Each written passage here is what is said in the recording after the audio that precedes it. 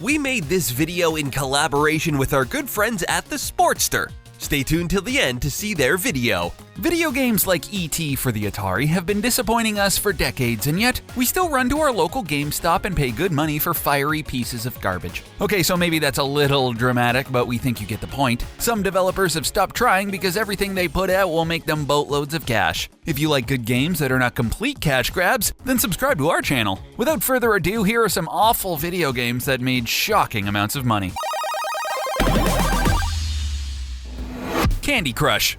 Our hatred of Candy Crush probably exceeds your greatest expectations, and we're okay with this fact. The game literally has no point and nothing happens when you beat it. We're shocked it surged in popularity as the first really successful freemium game to hit the mobile market. A game which lacks both substance and any real reward makes us want to slam our heads against the wall. Not literally, but figuratively speaking, of course. We're not really sure why people wasted their hard-earned money only to be disappointed time and time again by the lackluster levels of Candy Crush. In 2014, there were over 93 million people playing Candy Crush Saga, and in just 3 months, the game earned over $493 million during its peak in popularity. Yeah, that's right. It earned almost $500 million in just 3 months. If it was featured as part of the Emoji Movie, you know things are bad. Please, don't let King make any more games for the sake of our sanity.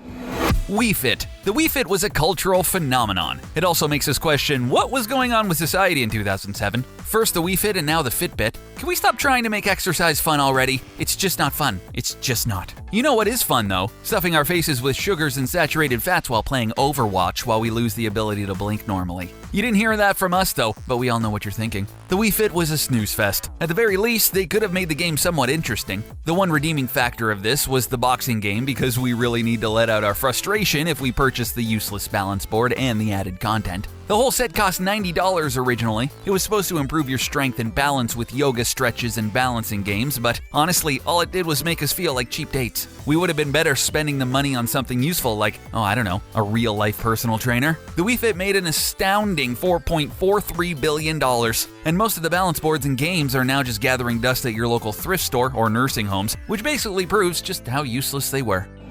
The Simpsons Road Rage. Ah, The Simpsons. What normal human being hasn't randomly said a quote from this television series at least once in conversation? Or is that just us? We remember 2001 fairly well, and most fans were excited for a new game about our favorite cartoon characters. We were sure this wouldn't be a disappointment, so we eagerly went to the store and grabbed a copy. Once we came home and actually sat down and played the game, we immediately discovered we made a huge mistake. This game's mechanics were sloppier than your first kiss, and there was no way to save it from being a total disaster. The game is basically Crazy Taxi. In fact, it was so close in gameplay that Sega sued EA for copyright infringement. The characters lack the personality and demeanor we love so much in the show. The game did end up earning EA $41 million, so they continue to make awful games for us to waste even more money on. Yes, we're still salty since we're forced to purchase more expansions for Sim 4 when they should be free. It took them 3 years to give us PS4 and Xbox One versions and a Cats and Dogs expansion. EA really needs to get their act together, or we should stop trying to relive our childhood by being sociopaths with our Sims. Either way, nobody wins, and we end up spending a lot of money. Call of Duty Infinite Warfare. We cannot tell you enough times how bad this game is. It is just bad. There's no redeeming quality about Call of Duty Infinite Warfare. Really, there's just not. We'll admit 2016 was an amazing year for single-player shooter campaigns. Titanfall, Doom, and Deus Ex Mankind Divided were just a few of the titles released that same year, and they blew Call of Duty Infinite Warfare out of the water. We're pretty sure Activision wasn't anticipating it to fall flat among gamers, but it definitely did just that. In the first week, the game sold 1.8 million copies, but this was only half of what Black Ops 3 earned in 2015 in the same time frame. Activision cited the top reason for a decline in sales as the game didn't resonate with fans, but really, it wasn't our fault the game was completely uninspiring and made us want to jump ship 5 minutes into gameplay. People only bought Infinite Warfare to get Modern Warfare Remastered, which began as a success, but turned into a disappointment with all the add-ons that made the game nothing like the original. Mario and Sonic at the Olympics. If you've seen Mean Girls, you know the part where Gretchen uses the term fetch, and Regina George tells her to stop trying to make it happen because it's not going to happen. Here's a clip of what we're talking about. Yeah, well, that's how we feel about Sonic games lately. We could probably make a list entirely dedicated to terrible Sonic games by this time. Don't get us wrong, we love Sonic. Sonic Mania was an awesome game that brought us back to the roots of the franchise, but the 3D platformers are no good. We wish Nintendo would just understand. Now let us delve into the disaster of Mario and Sonic at the Olympics. The minigames were the core focus of this game, and they were more boring than when your grandfather starts telling you stories, starting with the words, "back in my day." Yet the game still sold more than 7 million copies. We're still scratching our heads as to how it happened. It might be because Mario and Sonic are on the cover. That's probably it.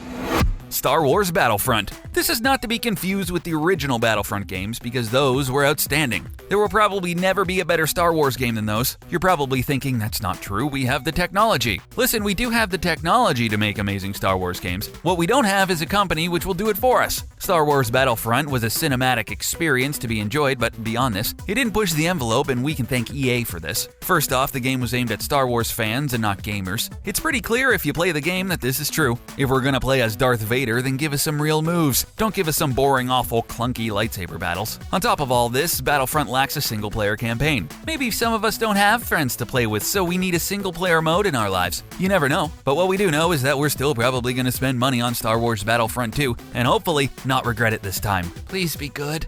What games would have been better left off the shelves in your opinion? Tell us about it in the comments. Remember, it's okay to wait and let others suffer through the misery of bad games first. You might even save a little money for an actual good game next time. Don't forget to subscribe to The Gamer to stay up to date with all of our content. If you like this video, then be sure to check out Everything Wrong with WWE 2K18 by the Sportster. Make sure to comment, share, and subscribe to their channel. Thanks for watching.